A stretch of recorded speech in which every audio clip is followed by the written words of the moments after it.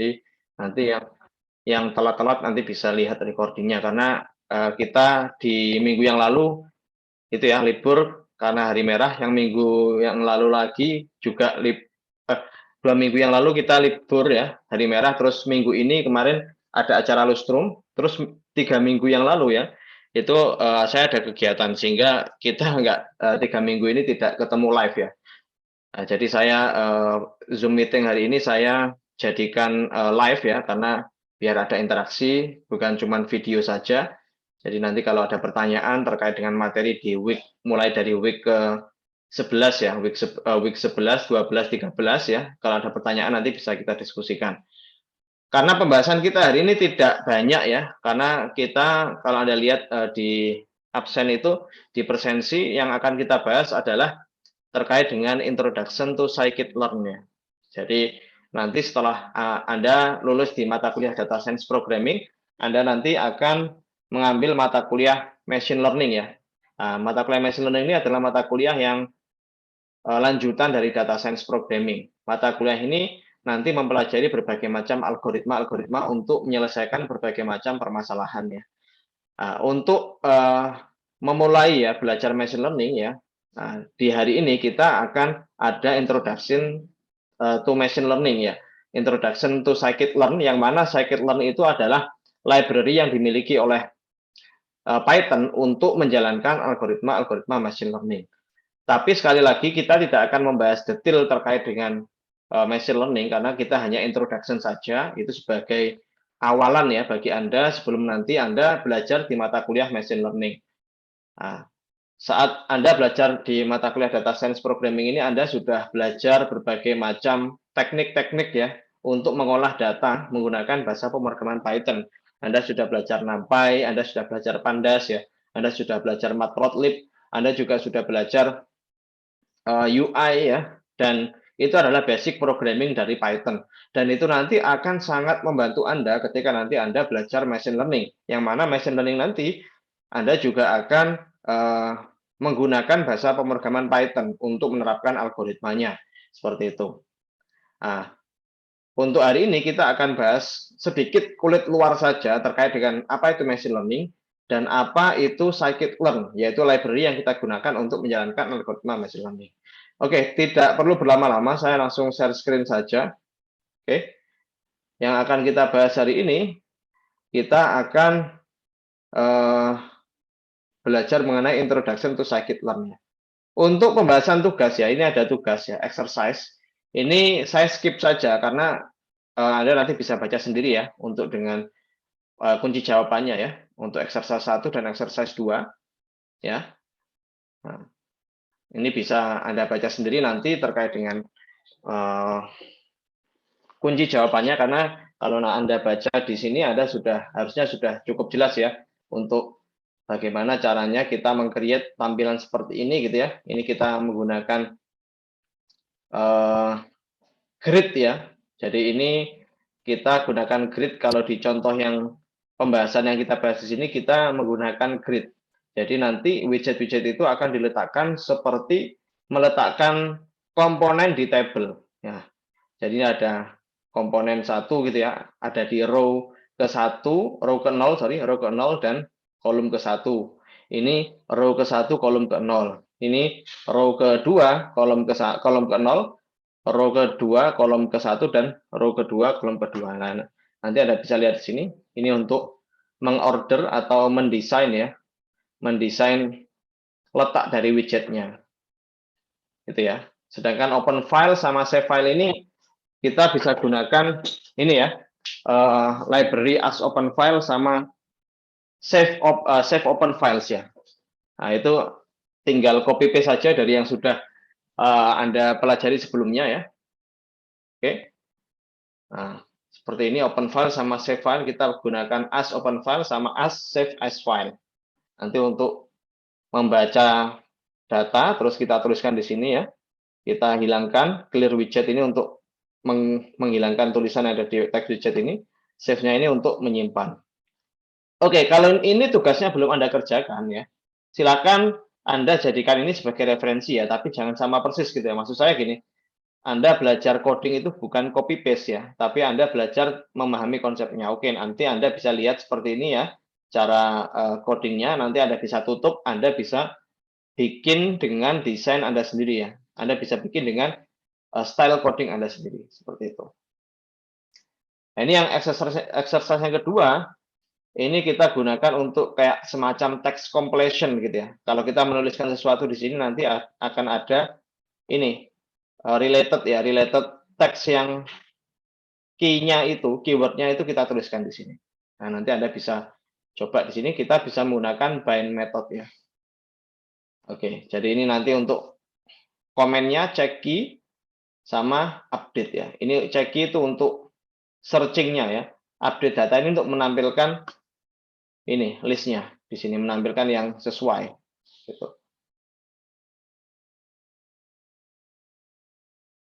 Sebentar.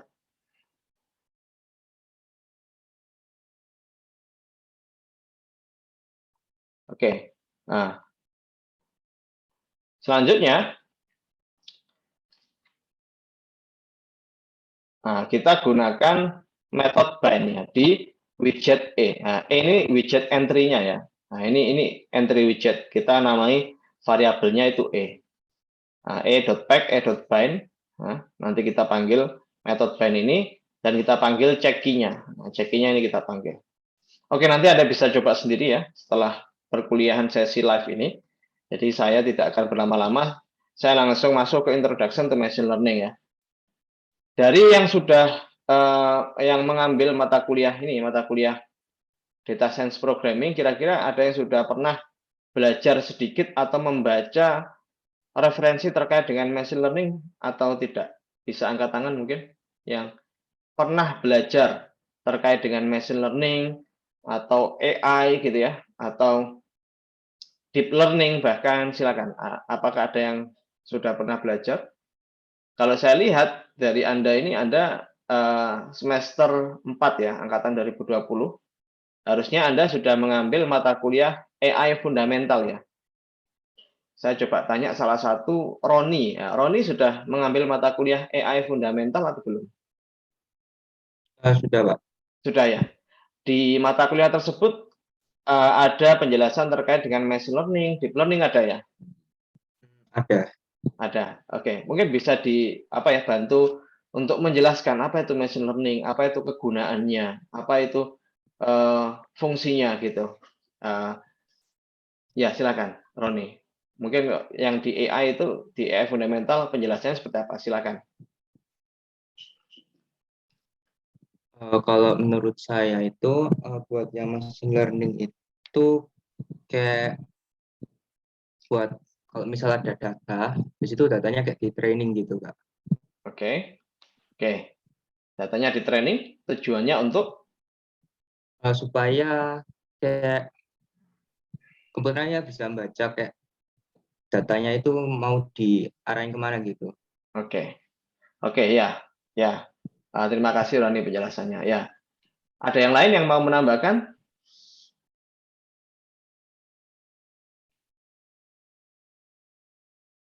Kalau menurut pendapatnya Justin Andrew, apa itu machine learning yang sudah Anda pelajari di mata kuliah AI fundamental? Silakan bisa dijelaskan. Kalau menurut saya machine learning itu kayak kita training model AI kita supaya bisa sesuai mengeluarkan output yang sesuai. Oke, ya betul juga ya. Jadi kalau kita lihat dari istilahnya machine learning, mesin pembelajaran mesinnya. Jadi kita membuat mesin itu bisa belajar. Apa yang dimaksud oleh mesin itu? Mesin itu ya komputer ya. Bagaimana cara membuat komputer yang kita operasikan itu bisa mempelajari suatu hal. Seperti itu ya. Sama konsepnya seperti manusia. Kalau manusia belajar itu butuh latihan gitu ya, butuh learning. Sehingga nanti kalau manusia sudah learning, dia bisa melakukan hal-hal tertentu gitu ya, tanpa harus dituntun lagi. Seperti itu. Machine learning ini sebetulnya kalau di komputer itu kita menggunakan yang namanya algoritma. Algoritma itu adalah sebuah fungsi atau sebuah rumus ya untuk menyelesaikan sebuah permasalahan. Kalau kata-kata algoritma, saya yakin Anda sudah tahu semua gitu kan ya. Algoritma itu kita gunakan untuk menyelesaikan permasalahan. Nah, bagaimana algoritma itu terbentuk ya? Nah, algoritma itu terbentuk bukan secara tidak disengaja, tapi ya kita mengkombinasikan ilmu statistik ya, ilmu data science, ilmu matematika ya, untuk membentuk atau membuat sebuah algoritma. Algoritma kita jalankan di sebuah mesin, yaitu sebuah komputer, sehingga nanti algoritma itu bisa bekerja, bisa membantu mesin untuk menyelesaikan berbagai macam permasalahan. Nah, di sini di machine learning yang Anda pelajari nanti bukan hanya coding ya, tapi Anda juga nanti belajar mengenai ilmu statistik ya, ilmu matematika, walaupun tidak mendetail ya seperti yang diajarkan mungkin di program studi matematika ya, tapi setidaknya nanti kalau Anda ingin memahami algoritma-algoritma yang ada di machine learning ini, Anda setidaknya tahu atau memahami basic-basic ilmu statistik sama ilmu matematika. Nah, contohnya ya, ilmu matematika yang nanti akan kita gunakan di machine learning itu adalah diferensial ya, turunan ya, partial derivatif. Kalau Anda waktu SMA dulu ya, atau SMK dulu pernah belajar matematika, itu ada bab mengenai diferensial ya, atau derivatif ya. Itu nanti akan kita gunakan untuk memahami bagaimana sebuah algoritma itu bekerja. Biasanya nanti turunan itu kita gunakan untuk memahami bagaimana caranya algoritma yang namanya artificial neural network bekerja. Seperti itu ya. Nah, nanti Anda akan dalami di mata kuliah machine learning. Tapi setidaknya di sini machine learning itu adalah kita membuat mesin itu bisa belajar sehingga mesin itu bisa menyelesaikan berbagai macam permasalahan tanpa harus kita tuntun lagi seperti itu. Nah, dengan bantuan algoritma, dengan bantuan mesin komputasi, komputer ya, dan lain sebagainya. Nah, machine learning ini memang akhir-akhir ini sangat itu ya populer karena didukung dengan berbagai macam hal. Karena kita semakin banyak data ya, semakin data itu bisa kita akses dengan mudah, bisa kita collect dengan mudah ya, dengan adanya teknologi big data dan lain sebagainya, sehingga kita punya data itu yang bisa kita gunakan untuk setidaknya mentrain ya, mentrain model machine learning kita. Setelah itu kita juga didukung dengan komputasi yang semakin canggih ya sekarang ya. Kalau kita bandingkan 20 tahun yang lalu ya, prosesor 20 tahun yang lalu dengan prosesor saat ini ya, itu bandingannya sudah beratus-ratus atau bahkan beribu kali lipat lebih cepat gitu ya. Machine learning ini komputer dalam menjalankan sebuah algoritma butuh komputasi ya, butuh kecepatan. Ya. Kenapa machine learning itu sekarang populer? Karena memang didukung oleh teknologi tadi ya, big data dan juga teknologi komputasi yang semakin canggih. Sehingga untuk menjalankan sebuah algoritma machine learning, kita tidak butuh waktu yang lama gitu ya. Nah, kalau kita bandingkan dengan mungkin 20-30 tahun yang lalu ya, machine learning tidak populer karena memang tidak didukung dengan teknologi. Walaupun sebetulnya rumus-rumus ya atau ide-ide machine learning itu sudah muncul sejak 40 tahun yang lalu, tahun 80-an ya, tahun 70-an itu sudah muncul ya. Apa namanya? Algoritma ya ataupun ide-ide ya untuk algoritma di machine learning, tapi memang tidak didukung, perkembangannya tidak pesat karena tidak didukung dengan teknologi yang ada saat itu. Oke, itu yang namanya machine learning. Nah, kalau kita lihat di sini, kita machine learning itu posisinya ada di sini ya. Kalau kita coba punya lingkaran besar yang namanya AI, artificial intelligence, di dalamnya itu menyangkut machine learning dan deep learning. Gitu ya. Apa bedanya AI dengan machine learning ya? Kalau kita lihat AI ini kalau kita terjemahkan itu adalah kecerdasan buatan. Apa itu kecerdasan buatan?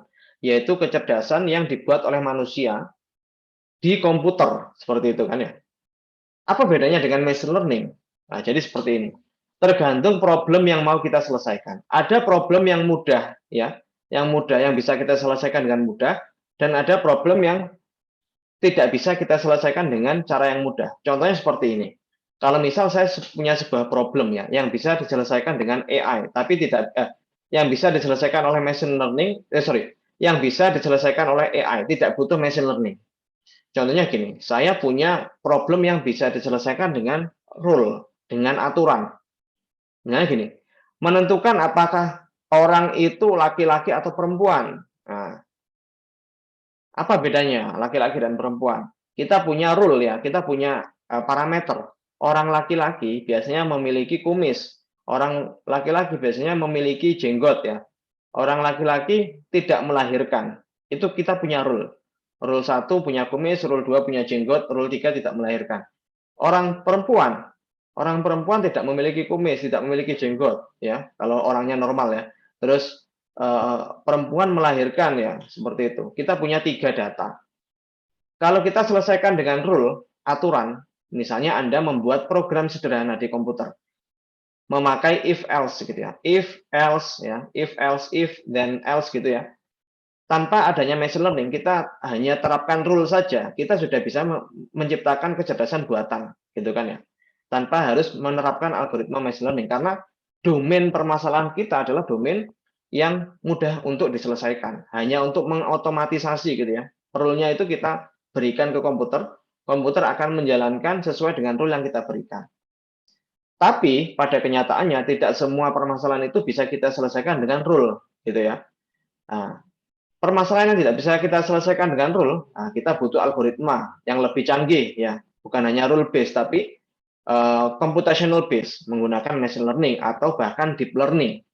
Machine learning dan deep learning itu juga berbeda ya, karena kalau kita bicara data yang polanya itu tidak teratur ya, data yang jumlahnya banyak ya, dan data yang tidak linear ya, non linear, itu bisa kita selesaikan menggunakan deep learning. Tapi kita fokus dulu ke machine learning ya, karena yang paling dekat nanti yang akan Anda pelajari adalah machine learning.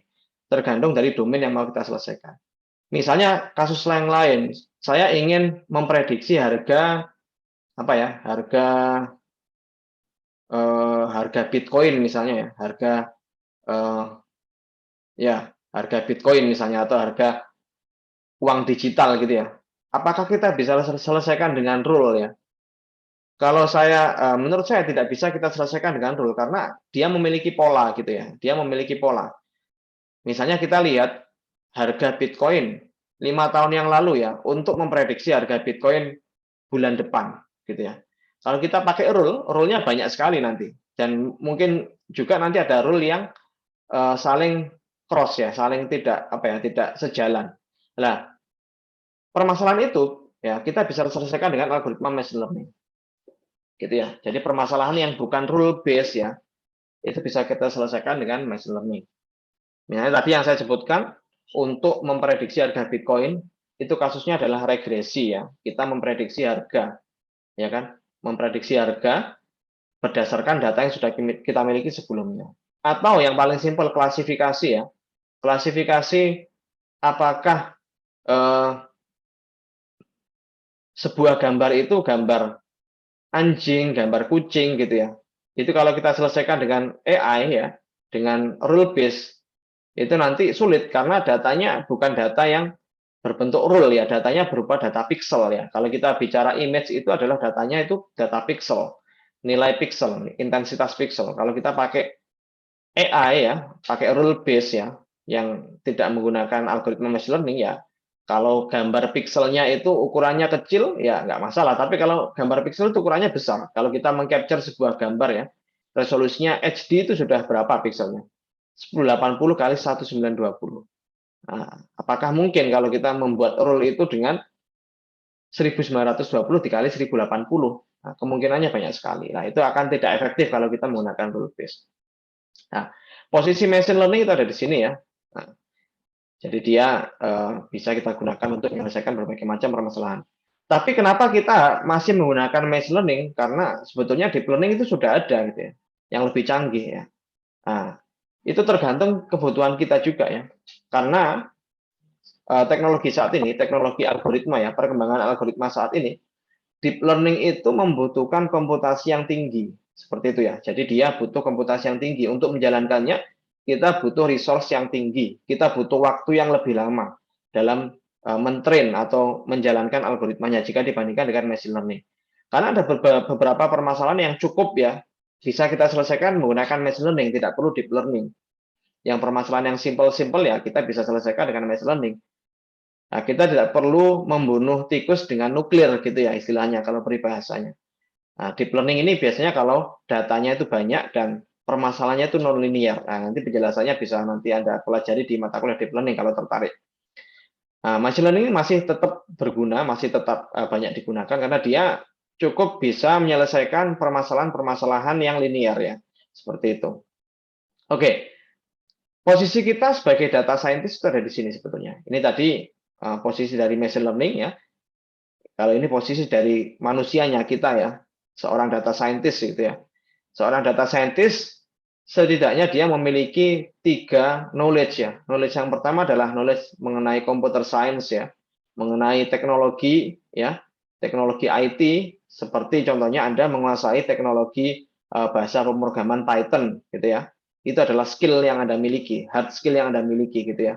Anda tahu bagaimana cara komputer itu bekerja, bagaimana cara operating system itu bekerja ya, bagaimana cara logika pemrograman gitu ya. Itu Anda knowledge-nya adalah knowledge di bidang computer science.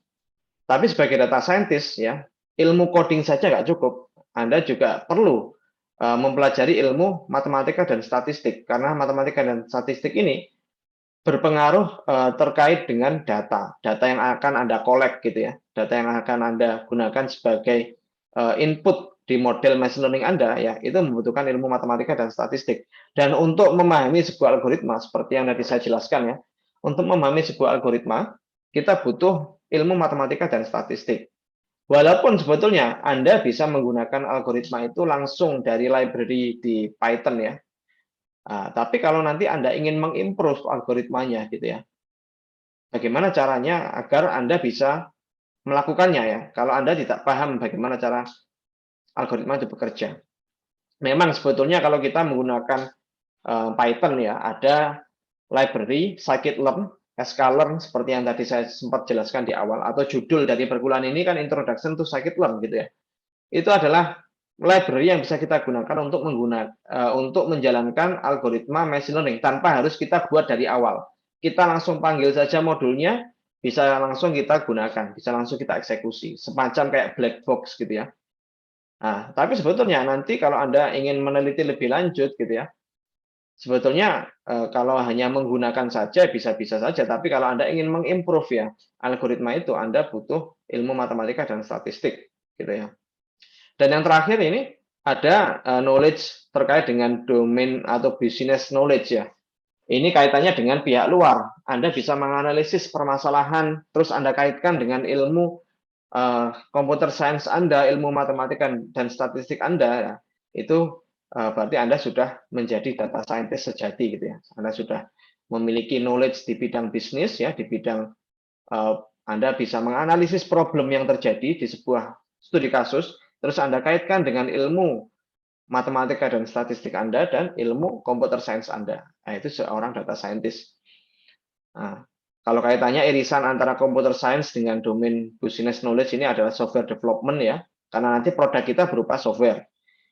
Kalau kaitannya matematika dan statistik dengan domain business knowledge ya, tanpa adanya computer science itu adalah traditional research ya, yang riset-riset yang dilakukan di bawah tahun 1990 ya, traditional research dia masih belum memiliki knowledge terkait dengan IT atau computer science. Nah, seperti itu. Jadi kurang lebih seperti itu kaitan antara data scientist dengan knowledge yang perlu untuk dimiliki oleh seorang data scientist dan posisi dari machine learning itu sendiri. Mungkin sampai sini ada pertanyaan sebelum saya lanjutkan ke pembahasan berikutnya. Mungkin nanti tidak lama ya, perkuliahan kita cukup 1 jam saja karena tidak banyak yang kita bahas ya. Nanti untuk codingnya nanti tidak perlu saya jelaskan detail karena saya yakin ada beberapa atau bahkan sebagian besar dari Anda belum tahu terkait dengan algoritma machine learning ya, sehingga nanti saya hanya sekilas-sekilas saja menjelaskannya.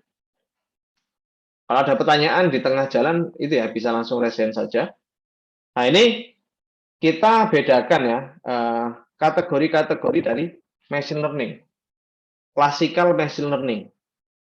Ada yang namanya supervised learning sama unsupervised learning. Ini adalah dua tipe atau dua kategori algoritma machine learning.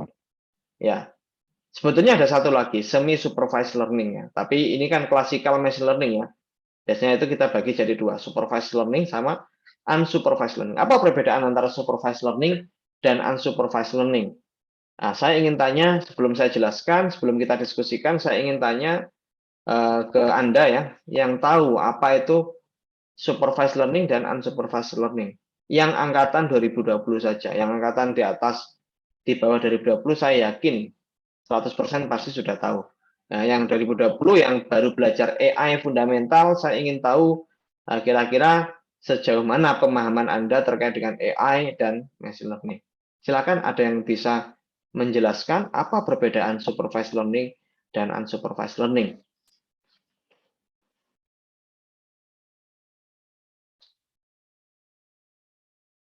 Oke, kalau tidak ada, saya ingin menunjuk Michael Andreas untuk menjelaskan apa itu supervised learning atau unsupervised learning. Kalau nggak tahu, nggak apa-apa. Kalau menjelaskan salah pun nggak apa-apa ya, nggak usah takut. Gimana, Michael Andreas?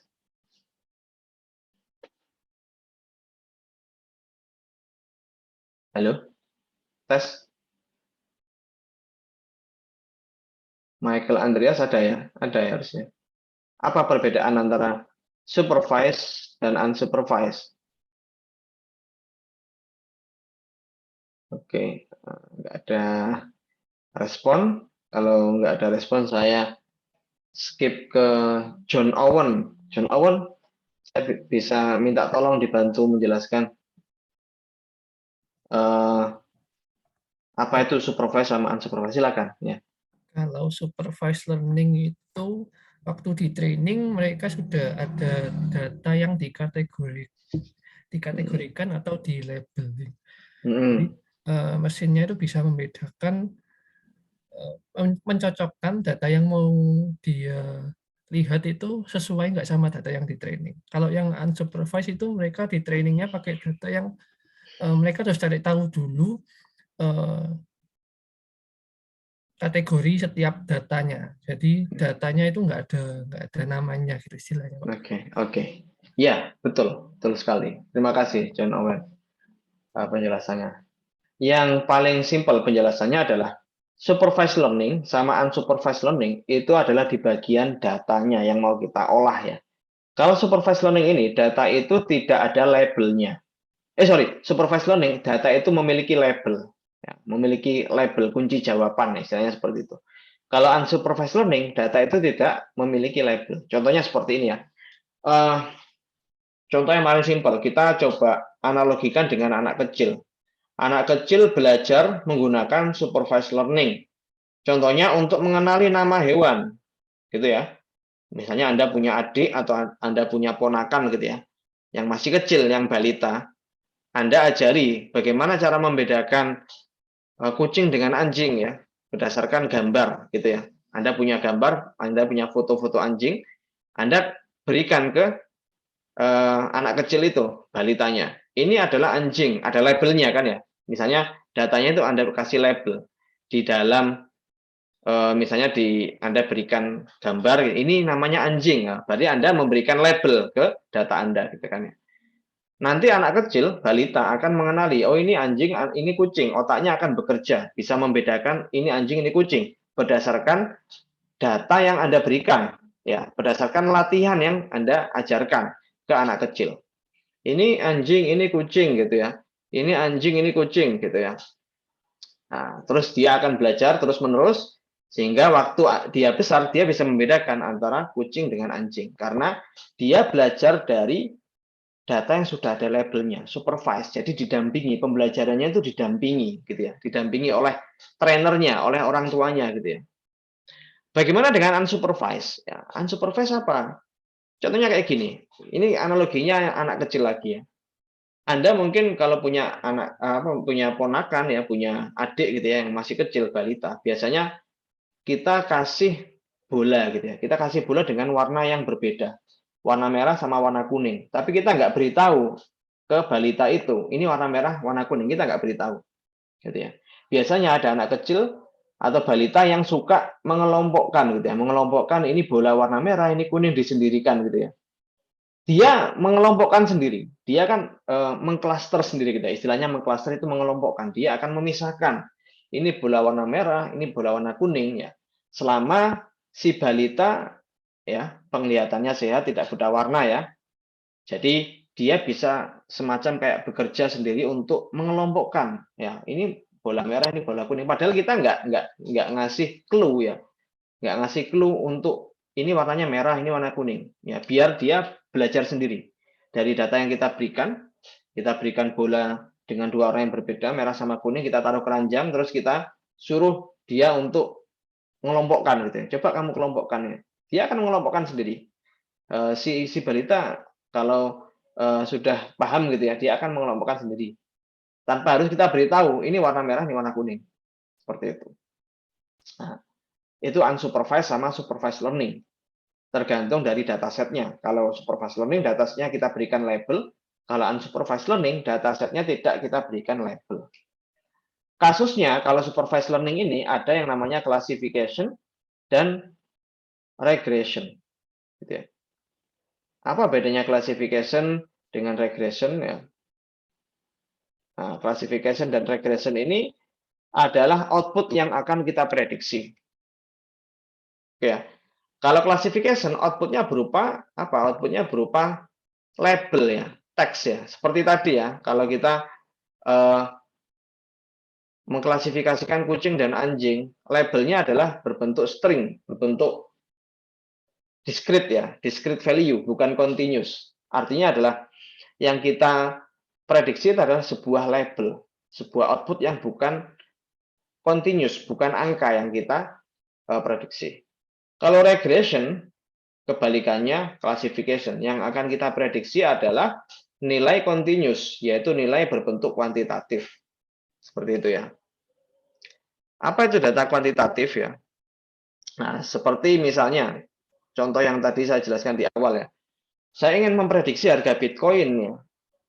Nah, yang saya prediksi adalah harganya, bukan labelnya, tapi harga kan ya. Nah, harga Bitcoin bulan depan itu sekitar 1 miliar misalnya kayak gitu. Atau misal regresi contoh yang lain, kita ingin memprediksi harga sebuah rumah ya, berdasarkan kriteria-kriteria yang dimiliki ya, dan histori yang sudah ada.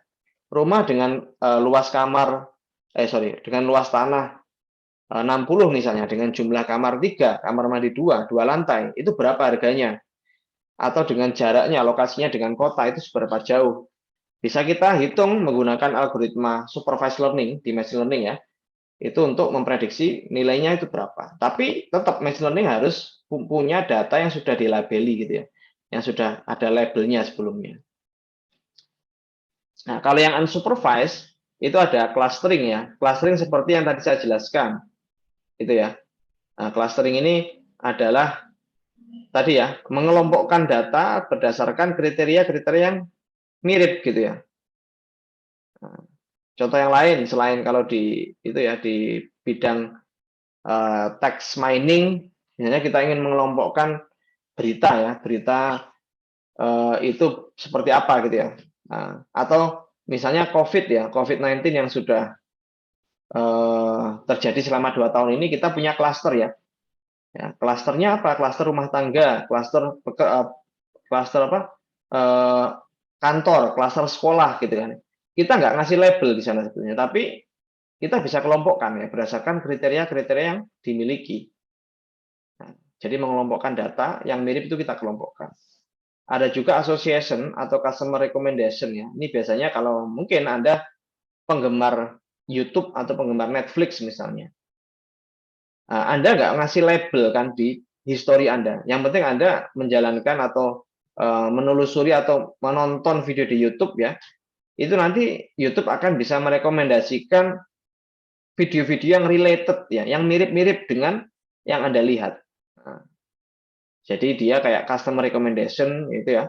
Biasanya selain tadi lihat YouTube ya atau Netflix ya, bisa juga untuk customer recommendation.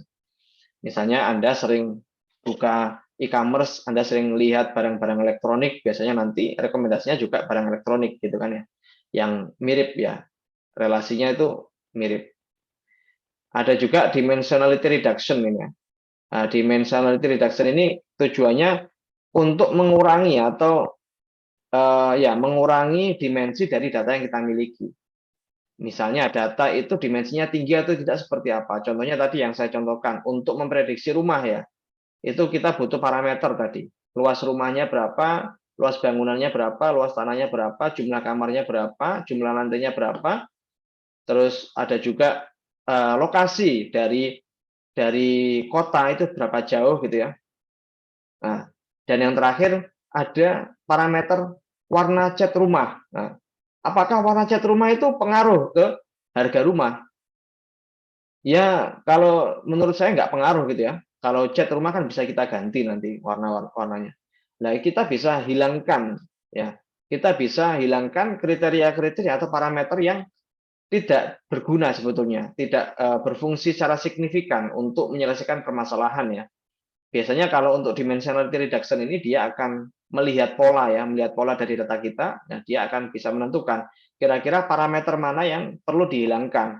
Sehingga data kita tidak memiliki dimensi yang besar. Karena semakin besar dimensi data kita, akan membutuhkan waktu komputasi yang lebih lama dan juga bisa jadi akan memperburuk performance dari algoritma yang kita miliki. Kalau kita memiliki atribut-atribut yang dia tidak signifikan berpengaruh terhadap problem yang mau kita selesaikan tadi, untuk memprediksi harga rumah misalnya ya, apakah kita perlu mempertimbangkan nilai pixel RGB-nya dari cat rumahnya, kan kayaknya nggak pengaruh gitu kan ya. Nah, dimensionality reduction biasanya kita gunakan untuk pre-processing ya. Sebelum data itu kita klasifikasikan, sebelum data itu kita regresi, biasanya kita lakukan dimensionality reduction dulu. Nanti Anda akan pelajari di mata kuliah machine learning ya. Nah, kalau kita lihat di sini ya, sebetulnya perbedaannya, kalau untuk supervised learning itu untuk prediction plus predictive models, untuk memprediksi sesuatu gitu ya, apakah itu nilai discrete atau continuous. Sedangkan unsupervised ini kita gunakan untuk menganalisis pola, pattern atau struktur, ya. Pattern recognition atau structure recognition, seperti itu. Oke, kita langsung lanjut saja. Itu untuk itu ya tadi ya, untuk introduction to machine learning. Mungkin sebelum saya lanjut ke slide berikutnya, ada pertanyaan? Oke, kalau ada pertanyaan langsung raise hand aja ya. Ya, saya lanjut dulu. Ini adalah bagaimana cara kerja supervised learning ya di dalam machine learning. Ya. Seperti yang tadi dijelaskan oleh Owen tadi ya, John Owen. Ya. Kita punya data yang sudah kita beri label. Data ini kita sebut sebagai data training. Data training ini kita akan masukkan ke algoritmanya, ke mesin kita yang di dalamnya itu ada algoritmanya, komputer kita yang di dalamnya ada algoritmanya. Nanti algoritma itu jalan di komputer kita dan akan mempelajari data training ini yang sudah diberikan label. Nah, setelah itu kita kasih data yang baru, data yang berbeda, tidak sama persis dengan data training. Nah, apakah mesin kita yang sudah kita training tadi bisa memprediksi atau mengklasifikasikan dengan benar atau tidak? Nah, jadi ada dua step. Step 1 training, step 2 itu testing. Seperti itu.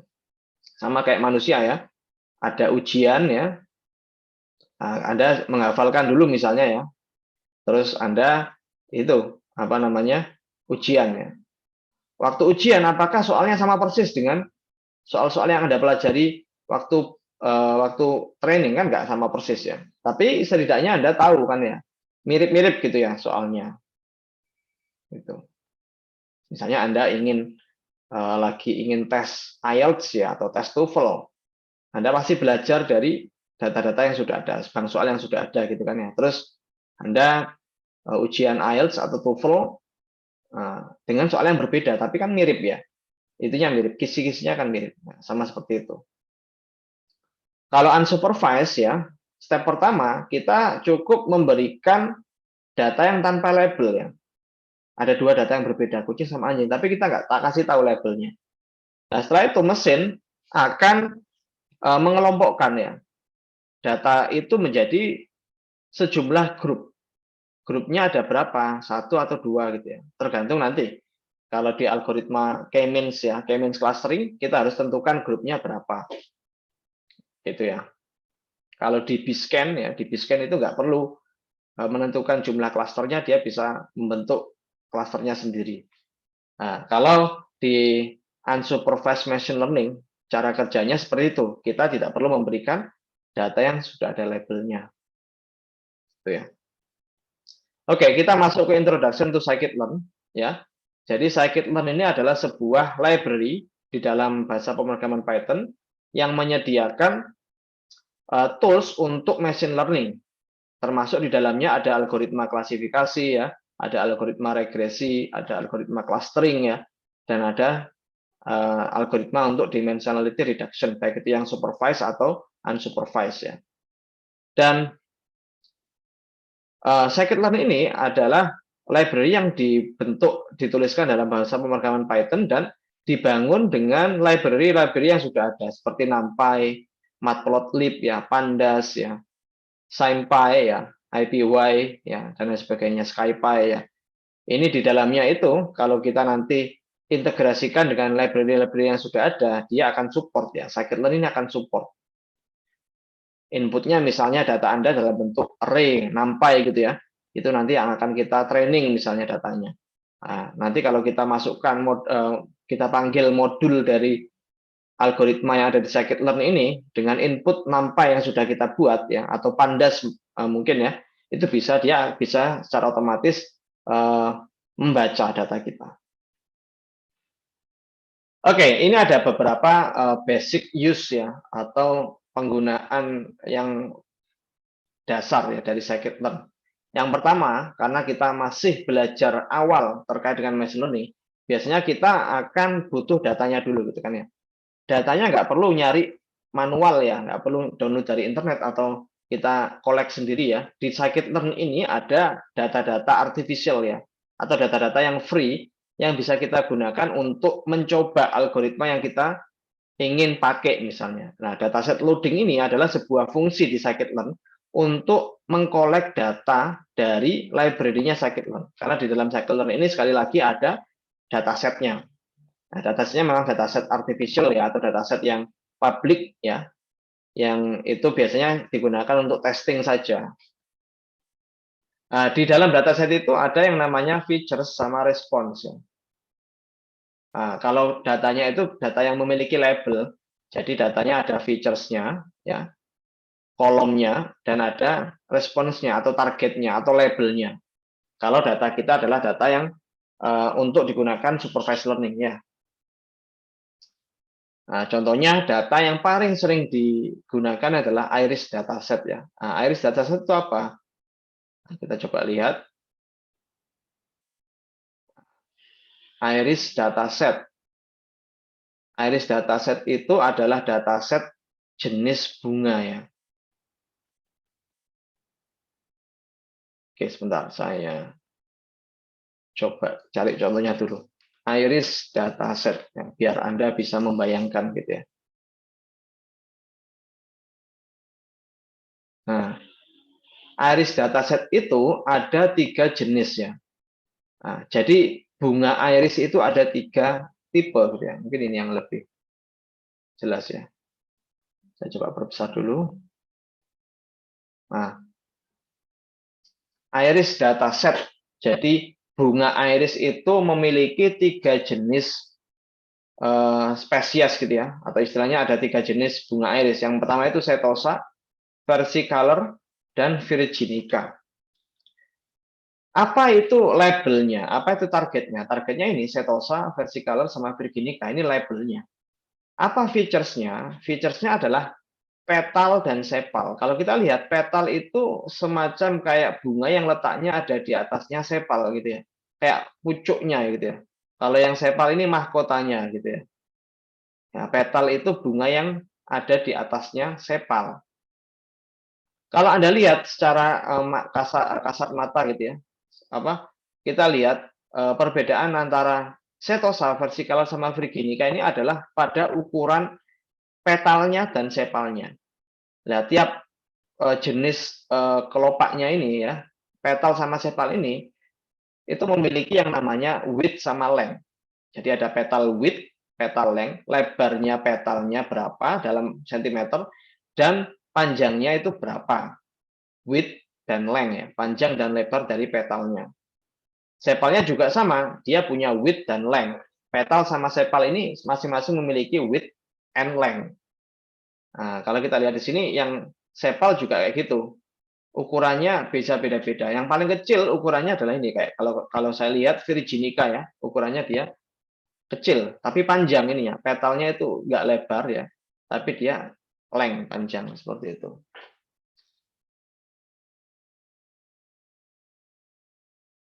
Oke, itu iris dataset. Kita kembali lagi ke sini. Nah, untuk menggunakan dataset iris ini sebetulnya kita nggak perlu cari manual di internet.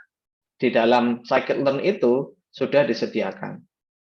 Nah, bagaimana cara load-nya? Oke, ini saya jelaskan langsung dari PPT saja. Nah, kita butuh import dulu ya. Nah, kita import dulu scikit-learn-nya itu dari from scikit-learn.datasets import load iris ya. Nah, setelah kita import ya, nah, kita bikin variabel iris sama dengan load iris. Jadi variabel iris ini nantinya akan menyimpan datasetnya. Gitu ya. Datasetnya bentuknya gimana? Nah, kalau kita lihat ya, di sini datasetnya itu nanti bakalan seperti ini. Kita punya tabel gitu ya, misalnya. Terus kita punya kolom, ya. Kita punya kolom. Kolomnya ada 4, 1, 2, 3, ya, ada 4 ya. Jadi ini di sini ada petal length ya. Petal length, ada petal width ya. Ada sepal length dan sepal width ya. Jadi dia memiliki 4 features. Petal length, petal width, sepal length, dan sepal width. Jumlah observasinya berapa? Ya ini kalau nanti Anda eksekusi, jumlah observasinya itu kalau dari iris dataset ini ada 150 ya. Ada 150 record. Seperti itu. Nah, jumlah recordnya itu ya, itu ada sekitar 150 data. Jumlah row-nya. Nah, kalau nanti Anda eksekusi code ini ya, Anda bisa gunakan Google Colab ya. Ini dulu sebentar. Nah, nanti Anda bisa gunakan Google Colab. Jadi X sama dengan iris data, Y sama dengan iris target. X sama dengan iris data, berarti ya ini X-nya nanti. Nah, Y-nya ini, ya ini Y-nya itunya, targetnya. Targetnya tadi ada versicolor, ada setosa, sama virginica gitu ya. Nah, terus nama fiturnya kalau pengen tahu, bisa juga panggil feature name sama dengan iris feature names, target names-nya sama dengan iris target names. Jadi nanti kalau Anda cetak ini, nanti akan muncul nama-nama fiturnya itu apa saja tadi ya, PL, PW, SL, SW. Target names-nya dia ada 3 harusnya, ada setosa, versicolor, sama virginica. Biasanya ini target names-nya itu di alias ya, pakai alias 012 gitu biasanya. Bukan pakai label atau string. Oke, itu untuk dataset loading ya. Selanjutnya ada splitting dataset. Seperti yang tadi kita bahas ya, untuk mentrain atau melatih model machine learning kita perlu data training dan data testing. Nah, data training sama data testing itu adalah pembagian data yang kita miliki. Misalnya tadi di slide sebelumnya kita punya data iris ya, itu ada 150 ya, 150 data. 150 data itu nanti kita akan bagi, contohnya misalnya 70%-nya untuk training, 30%-nya untuk testing. Mengapa kita harus membaginya gitu ya, jadi 2 bagian? Karena kita ingin mengevaluasi kira-kira performa dari model kita itu seberapa bagus gitu ya. Jadi kita perlu membagi itu menjadi 70-30 contohnya ya. Bisa 70-30, bisa 80-20 ya.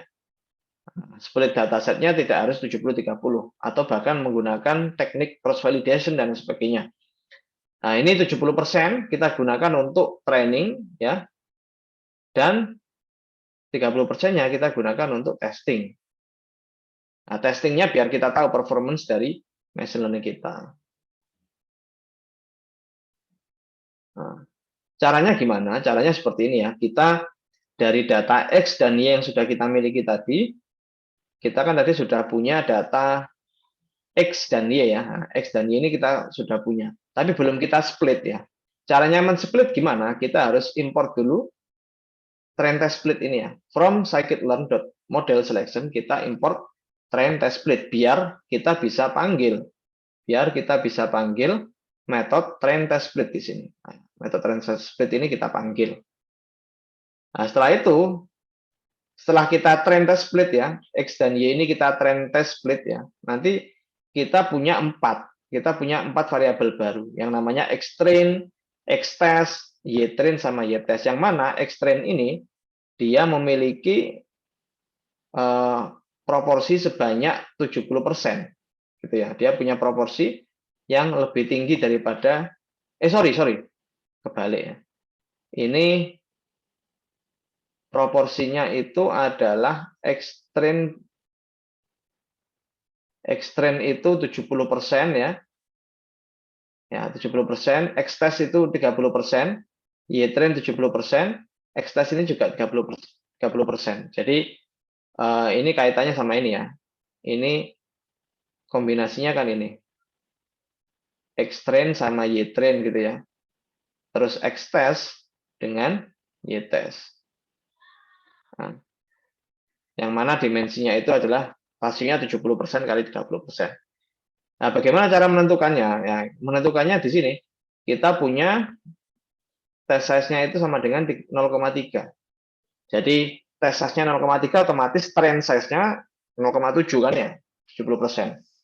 Random state ini kita gunakan untuk variabel itu aja ya, pengacak saja, biar misalnya kalau kita ingin waktu diacak itu nggak berubah-ubah nilainya ya, kita bisa taruh random state di sini. Nah, setelah itu kita print nanti X-train, X-test, Y-train, Y-test-nya ini kita print. Nah, nanti pasti kelihatan rasionya itu harusnya 70-30. Kalau 150 itu ya, 150 data tadi, X-nya kan 150 data ya. X itu 150 data, 70%-nya adalah sekitar 35 gitu. 35. 15 kali 7 itu 100 ya, 105 dataset ya. 105 dataset. Yang Y-nya ini X-train dan Y-train ya. Itu ada 105. Sisanya the rest of it ya itu sekitar 45-nya untuk X-test dan Y-test. Oke, kita langsung lanjut saja. Nah, setelah kita split datasetnya, kita mulai menjalankan proses training ya, karena asumsi kita akan menggunakan algoritma yang supervised ya, supervised learning. Nah, kita bisa menggunakan algoritma yang populer, yang mudah, yaitu adalah algoritma KNN. K-nearest neighbor ini adalah algoritma yang kita gunakan untuk mengklasifikasikan data. Nah, kita next dulu. Nah, ini caranya. Ini nanti Anda bisa coba sendiri ya. Untuk menggunakan KNN ini kita butuh import K-neighbors classifier. Ini kita butuh import ini. Nah, dari scikit-learn ya. From scikit-learn neighbors import K-neighbors classifier. Nah, kita juga import matrix ya. Ini kita gunakan untuk menghitung performance dari model kita. Nah, setelah itu kita tampung ya algoritmanya itu ke sebuah variabel classifier KNN ya, itu sama dengan k neighbors classifier dengan number of neighbors-nya itu 3. Nah, number of neighbors ini itu adalah parameter miliknya KNN. KNN itu singkatan k nearest neighbors kan ya. Nah, number of neighbors-nya itu jumlah k-nya. Nah, nanti Anda nggak perlu bingung, KNN itu nanti Anda akan pelajari di mata kuliah machine learning. Anggap saja KNN itu adalah sebuah black box gitu ya, yang bisa kita gunakan untuk mengklasifikasikan data. Nah, setelah itu kita trainnya itu ini, classifier underscore KNN dot fit ya. Metode fit itu kita gunakan untuk mentrain algoritma k neighbors classifier kita. Kalau SVM gimana? Sama ya. Fit itu metodenya biasanya kita gunakan untuk melakukan proses training ya. Sedangkan predict ya kan ada predict ya, ada fit gitu ya. Fit itu kebalikannya predict. Kalau predict kita gunakan untuk memprediksi gitu ya, memprediksi outputnya seperti apa, outputnya itu berapa. Nah setelah itu kita hitung akurasinya ya. Jadi akurasinya itu dengan membandingkan antara y-test dengan y-pred. Apa itu y-test sama y-pred? Y-pred itu adalah prediksi yang dihasilkan oleh algoritma k neighbors classifier kita. Y-test itu adalah data aslinya ya, target aslinya. Kita samakan apakah sama atau tidak ya. Kita hitung performance-nya, akurasinya itu berapa persen. Atau misal kita punya data sendiri ya, sampelnya kita punya data sendiri. Terus kita mau prediksi, ya bisa-bisa saja. Nah, sampelnya ini, prediknya ini kita gunakan sampel. Kalau yang sebelumnya kan menggunakan X-test ya. Itu kan ya, predik X-test untuk memprediksi X-testnya. Kalau yang ini sampelnya kita prediksi. Oke, setelah itu kita hitung nanti prediksinya itu kita print ya, kita print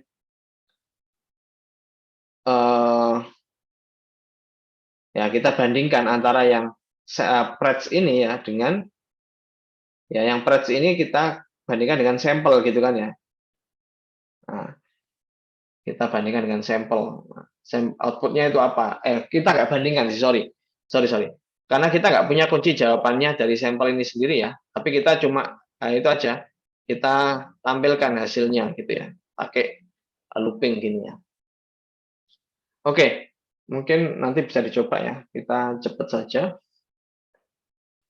Nah, model persisten ini kita gunakan untuk ini, untuk menyimpan model kita. Karena setiap kali kita melatih model kita nggak perlu mentraining ulang ya. Karena training itu terkadang membutuhkan waktu yang lama. Jadi setelah training, Anda sudah punya algoritma yang sudah ditrain, itu bisa kita simpan ke dalam sebuah file menggunakan joblib ya. Nah, caranya gimana? Ini caranya kita joblib.dump. Nah, ini kita perlu ini import joblib-nya dulu ya. Kita import, setelah itu kita dump ya. Kita create filenya itu di direktori kita. Kalau di Google Colab ya nanti di main direktorinya seperti itu. Kalau load-nya seperti ini. Untuk load-nya ya. Nanti biar waktu kita ingin menggunakan model kita nggak perlu mengulang lagi trainingnya. Oke. Jadi itu untuk introduction to scikit-learn ya. Mungkin sebelum saya lanjutkan ke combination of Python and PHP ini, ada yang mau ditanyakan?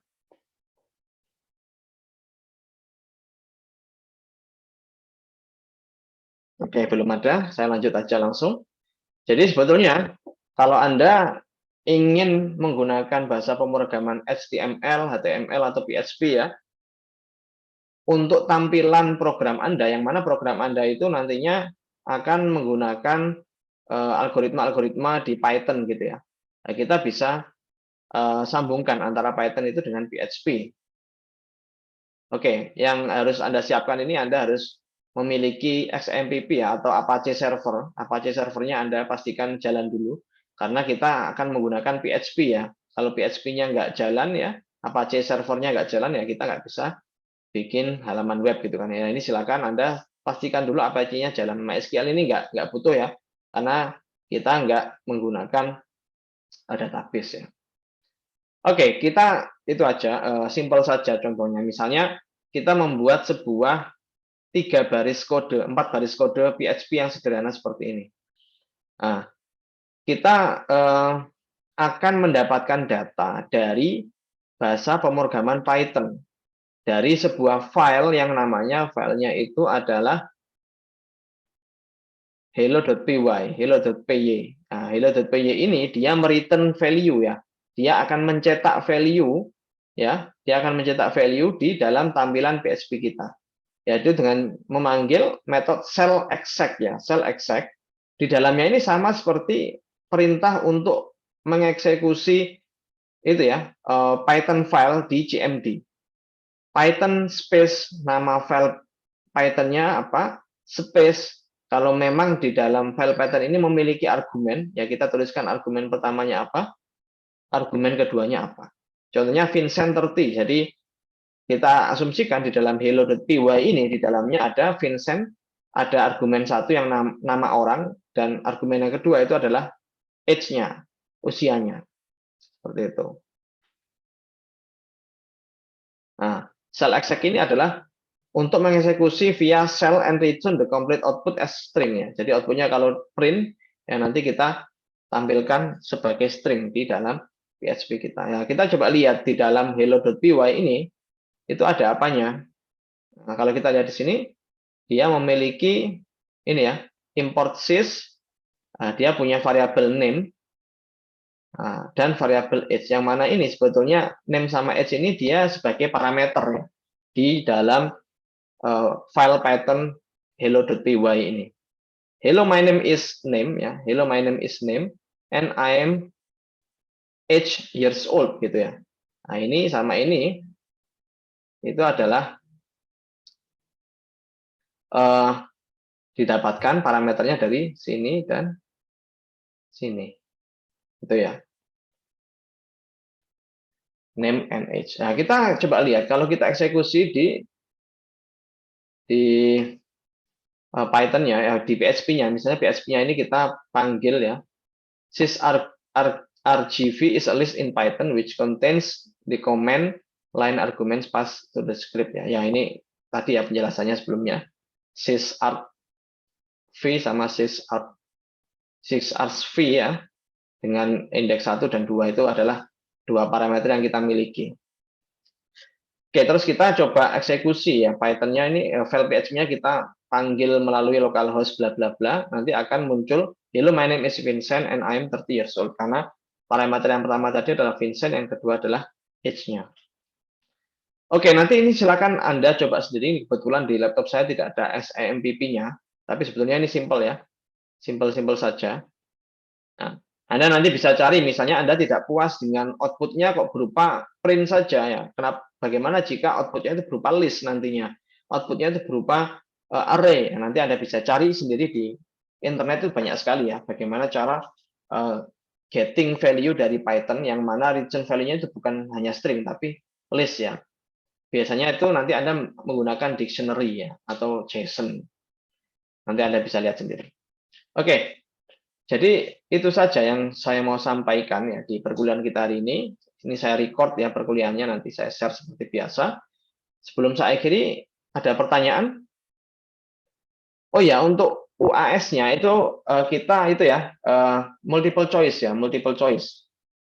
Nanti Anda tetap harus datang ke itu ya, ke kampus ya, sesuai dengan posisi Anda itu di mana ya, di lab mana itunya.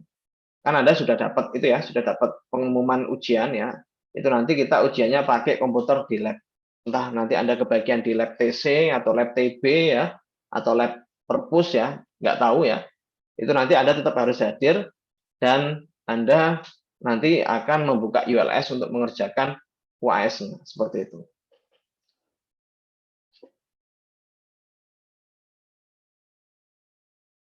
Oke, ada pertanyaan kah?